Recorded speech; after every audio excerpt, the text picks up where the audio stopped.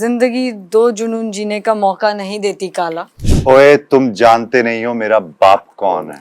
You have to be kicked about the actor and the actor has to be kicked about the part. Hi, this is Sahil from 92.7 Big FM। हमारे साथ है पूरी चमक की cast. पढ़कर जितना मुझे समझ आया है वो ये है कि कोई बाहर से आता है कनाडा से, ठीक है ना, और फिर वो अंडरग्राउंड रैपर्स सीन है, ठीक है। तो आजकल ना बहुत सारे ऐसे अंडरग्राउंड रैपर्स जो हैं, बहुत सारे जो अंडरग्राउंड इंडी आर्टिस्ट हैं, वो लोग धीरे धीरे उभर कर आ रहे हैं। So is this the film जहाँ से उन्हें एक एक्सपोजर मिलेगा? I don't know whether this series is a game changer for them, but this series it definitely talks about all underground artists. This series definitely talks about not only the Punjabi music industry and the scenario there, it talks about the spirit of all singers. Okay. So I definitely hope and feel that they find roots to their passion through this. They also get entertained because it is very entertaining and engrossing. And they realize some hardcore facts about the industry. Okay. Isha, what is the one thing जिसकी वजह से आपको लगा कि ये करना है, ये सीरीज करनी है मुझे चमक के साथ? देखिए सीधी सी बात है, मैं भाभी बहू के रोल कर रही थी तो मुझे एक्सप्लोर करना था अर्बन लड़की। Okay. Because I can't keep playing similar. I'm okay to do similar roles. There's always scope to do different things even in similar roles. But I think I felt the need to do something urban also, because as much as I love doing rooted characters, this is a part of me that I wish to explore. मैं आपसे पूछना चाहूँगा कि आपने कैसे start किया, मतलब कैसे आपको लगा कि ये करना है मुझे? जब मुझे प्रोजेक्ट मिला तो सबसे पहली बार बहुत डिफरेंट प्रोजेक्ट था, जैसे आ रहे थे शोज OTT पे, और म्यूजिकल थ्रिलर था। म्यूजिक मुझे वैसे ही बहुत पसंद है। फिर जब मेरे को ये रोल आया, मैं छुप छुप के गाने गाया करता, किसी के सामने गाना मेरा बहुत नर्वस हो जाया करता था, कैसे गाऊंगा, कॉन्फिडेंस बिल्कुल नहीं था मेरा। बट ये फिर मैंने थिएटर किया जब बॉम्बे आके, तो कॉन्फिडेंस आना शुरू। बट ये मेरे पास आया, मैंने कहा अब तो गा लूँगा, तो अब मौका है तेरे पास तो गा। फिर मैं कॉन्फिडेंट नहीं था मैं इसको कर भी पाऊँगा या नहीं। फिर रोहित सर मिले, और इस शो में सब कुछ है।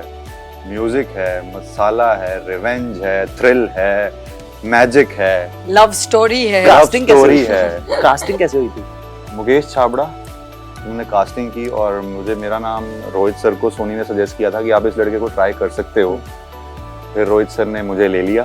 So, रोहित भाई, मेरा आपसे सवाल है कि व्हाट डू यू फील जब भी आप कोई भी फिल्म सोचते हैं अपने दिमाग में, ठीक है, सबसे पहला थॉट आप एक्टर्स को सोच के लिखते हैं या अपना काम करते हैं, या फिर पहले आप अपना प्रोसेस करते हैं फिर आप कास्टिंग पर जाते हैं? आई थिंक कोई भी एटलीस्ट आजकल एक्टर को सोच के नहीं लिखता। पहले तो आपको कहानी और क्या कहानी आप कहना चाह रहे हैं वो सबसे ज़्यादा इम्पोर्टेंट है, राइट? कास्टिंग उसके बाद आएगी। एक बार पहले आपकी कहानी, स्क्रिप्ट, स्क्रीन प्ले और कैरेक्टर्स क्लियर हो जाएंगे। मैं इनसे पूछ रहा था कि जैज़ में किसको कास्ट करें। एक मेरे पास एक रेफरेंस था, मैं ये ईशा को बार बार दिखाता था, तो फिर then I looked at her, I said तू ट्राई करेगी, तेरे को इंटरेस्ट करता है ये कैरेक्टर। सो ये एक चीज सवाल ना आपको अपने आप से और एक्टर से पूछना बहुत जरूरी है, because this is a modern, मतलब those ways of working, old times are gone. Okay. The actor has to, you have to be kicked about the actor and the actor has to be kicked about the part. Okay. ये बहुत simple है ये वाला equation. चमक में आपका सबसे favourite dialogue कौन सा? जिंदगी दो जुनून जीने का मौका नहीं देती काला। I think that's a very interesting line. Yes. Okay. जिंदगी दो जुनून जीने का मौका नहीं देती। जुनून एक ही हो सकता है। हाँ। True. दूसरा जुनून नहीं होगा, पैशन एक ही हो सकता है। Which is your favorite dialogue? ओए तुम जानते नहीं हो मेरा बाप कौन है। Okay. तो पंजाबी म्यूजिक इंडस्ट्री की यहाँ बात हो रही है, गिप्पी ग्रेवाल, मिका पाजी, बहुत सारे ऐसे लोग हैं, ठीक है, रिनाउंड नेम्स।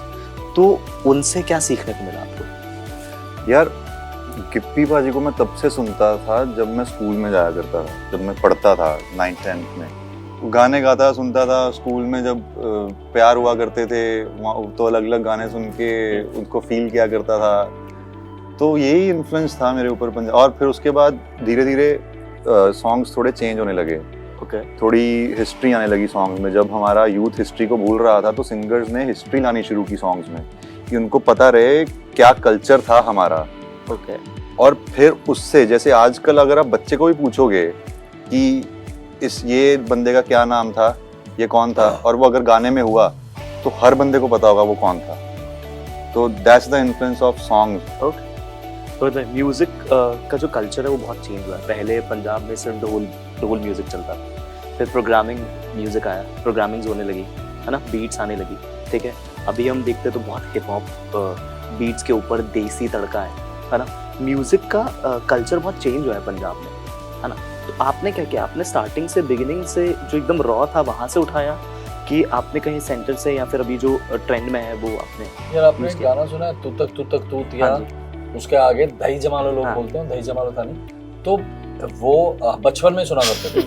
तो what I am trying to say is कि वो पंजाब में ऐसा कभी नहीं था कि पहले सिर्फ ढोल बेस था, और पंजाब फोक हमेशा से बहुत स्ट्रॉन्ग रहा है। दलेर साहब से भी बहुत, जितना भी पहले आप जाओगे ना, आसा सिंह मस्ताना, उनसे भी अगर पहले जाओगे, मोहम्मद सदीक साहब, तब से बीट्स है।